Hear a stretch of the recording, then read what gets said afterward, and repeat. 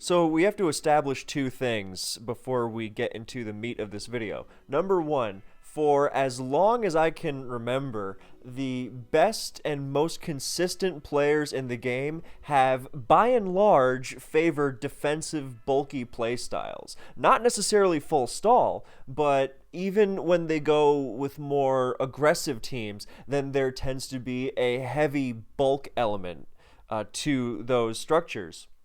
The second thing we have to establish is that over the course of the last several generations, we have consistently seen OU metagames turn to a state, as they progress more towards a state of so-called optimization, then that so-called optimization winds up taking the form of different types of defense, and those kinds of defensive teams gaining edges over each other as they prove themselves to be more or most consistent against the greater metagame. And then this generally gets disrupted when super risky hyper offensive teams show up, and those are a lot riskier, so you can't use them to win consistently, but they do mess up the more consistent bulky teams. So with this in mind, I have also been thinking about this for a longer time, but it was particularly sparked by looking at the most recent SPL finals tiebreak. So the stakes don't get much higher than this.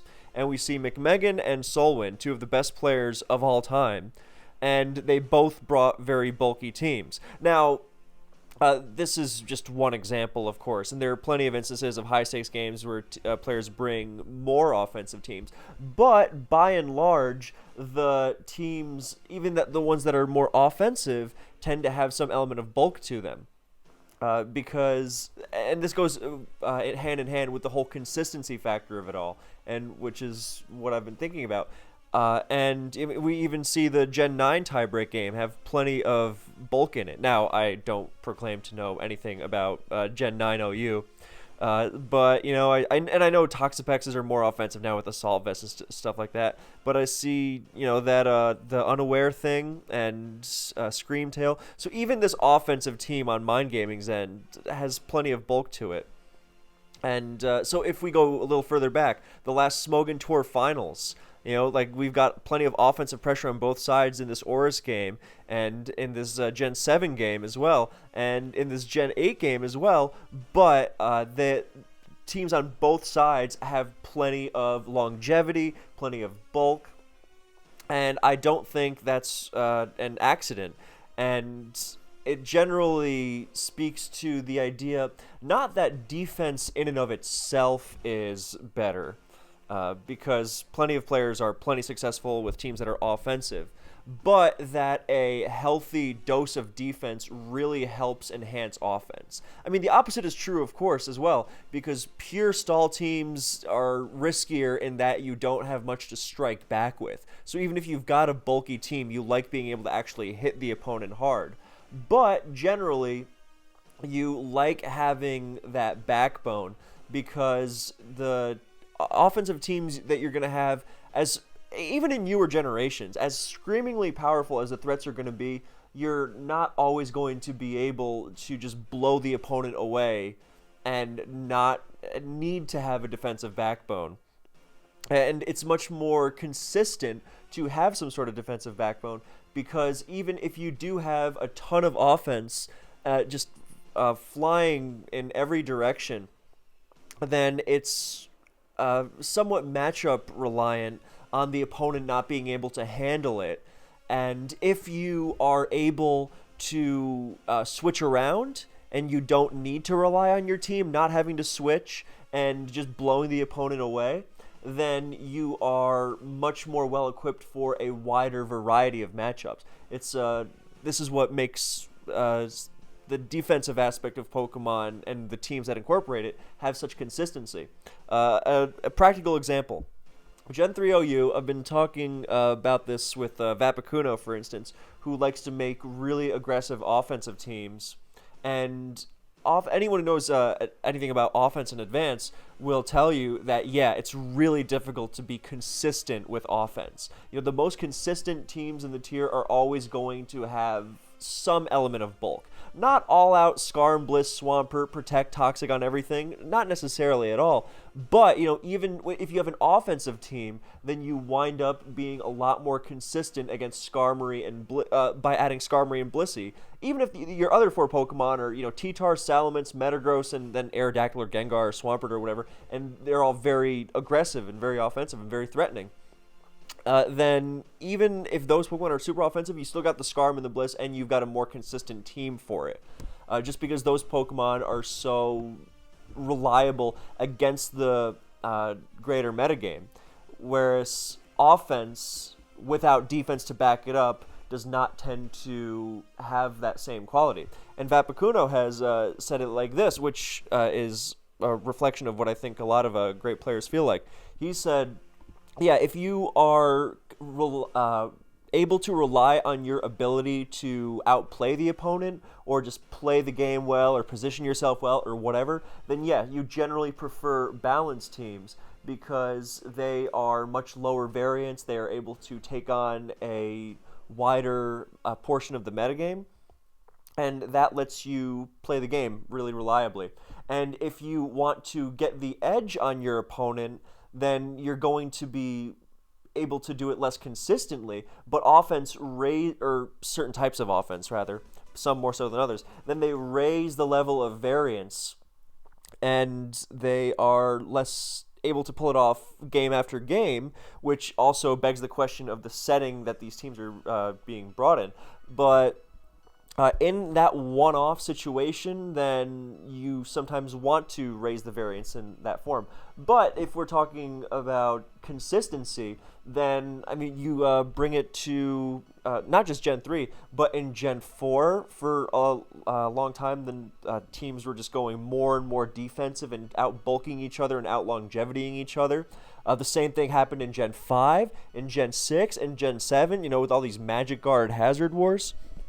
And even the most offensive, or the more offensive teams tended to have bulk, because Gen 7 OU is a great example, because you can have really offensive teams, but you're still going to have to deal with something as fast and strong as Greninja.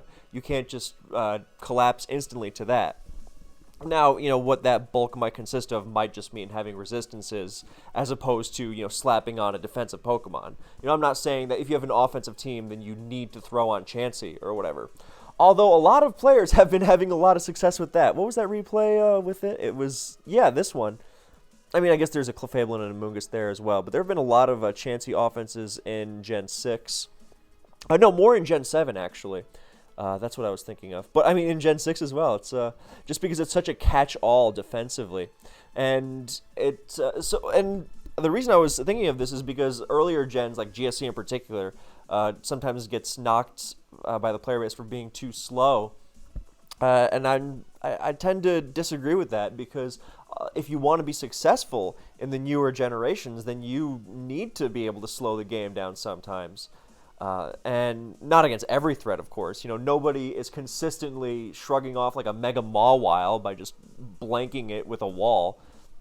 But being able to switch around helps you get the most out of your offense. Because when you have a bunch of offensive threats, you want to be able to use them, right? But if you can, it seems obvious, but bear with me. If you can't actually get them on the field consistently, then you're not able to get the most out of your offense. And when you have defensive Pokemon, especially in newer generations, where these defensive Pokemon are bolstered by these incredible pivoting moves that make it so borderline automatic to get your big threats on the field super safely, then it's just a matter of making it more consistent. And that's what being good in Pokemon is about, well, at least to me, and to a lot of other people, winning consistently. Because anyone can get a blowout win against anyone else, depending on the day and the matchup or whatever. But if you want to win consistently, then you have to be able to use consistent tools, especially because in offense games, then the battles are shorter, and it's tougher to position yourself with teams that have less defensive capability when you have less information to go off of. And I'll give you an example that from Gen 3 or Gen 4, but that can apply to many other generations. So earlier in the game, when you are facing a difficult offensive threat, and how you handle it is largely dependent on your on which set it's running. So in Gen 3, if you're facing a Salamence lead and you don't know if it's going to be choice banded or mixed, then a lot of the time you are going to have to make a call on what set it is without having the information that would make it more informed. And it is just guessing in that regard. I mean, you can throw in things like, oh, my opponent would never use this set, but that goes both ways. It could also be, oh, my opponent will use this set because they usually never do it, and so on and so forth. No, when you're trying to be consistent, you want to make decisions that are based in information that is based on information you know, not just that you assume. Like, oh, no way that Excadrill is Jolly. It's like, oh, well, look, my Heatran just died, stuff like that. So when you are early in the game against an unknown threat with little information, then you are obviously going to have a much easier time dealing with it if your team has some bulk. And if your team is really offensive and doesn't have the bulk to switch around, then a lot more gets thrown to the hands of the matchup gods and maybe even the decision gods if you want to go that far. Just because you are not always going to be able to deal with them as reliably as if you had more of a backbone. So I hope that makes sense. If not, please ask in the comments and I will happily clarify. But basically, you are more able to play around threats with defensive backbones of some sort, not necessarily just going full-on wall, than when you have less bulk and you're dealing with threats with less information. In newer gens, this could be like not knowing the opposing Greninja set or something like that. And that's why a lot of players gravitate or a lot of great players gravitate towards these more reliable styles. Because let's say that you're McMegan or Solwind or somebody, and you're playing someone, whoever, it shouldn't matter to you who you're playing, and you want to just be able to rely on your skill in battle to win the game, right? And why should you leave yourself more vulnerable to an opposing threat by virtue of the team you're using? Not in terms of, oh, this team's a little weak to DD Zard X, but in terms of your capability of handling threats in general being worse and leaving it more to the matchup. And I hope I'm making it clear. I think I have, because I'm trying to not repeat myself as much these days. Another example. People rag on ABR all the time because his teams are boring, right? But what else does ABR do all the time? He wins. And that's for a very good reason, because his teams let him take on the metagame. And ABR does not just run nothing but full stall all the time, far from popular belief. But even someone like Finchinator is very rarely going to go to more extreme ends of playstyles. Their teams have both offense and defense, of course, but they really heavily lean on that defense because that defense lets them play the game more. Whereas as soon as you start going faster and faster and making every turn count more, then you are leaving yourself more vulnerable to all sorts of variants and increasing the odds that you are going to lose to someone, not because you really got outplayed, but because you couldn't make reliable enough decisions. Incidentally, and this is why, when people try to get an edge on other players like this, then they go more extreme. Rather than try to outplay them in the longer game, they try to take away their ability to make those safe, reliable decisions. Of course, it's a very double-edged sword because it could very much go both ways, and that could bite them. But, yeah, I hope the point I'm making is clear. So, yeah, that was what I wanted to say on defense and offense. And remember, I guess to be a bit of an old man for a second, people will talk about GSC being slow, but gens 6 through 8, and I can't say much for 9, but I've watched a lot of gens even through Gen 8, and those games go for a while. And that's not a bad thing. That's a good thing. That means more informed decisions are being made. There's more tactics involved. That's a great thing. So, yeah. Thank you for watching. I hope you enjoyed. Hope this was useful for you, and I will see you in the next one.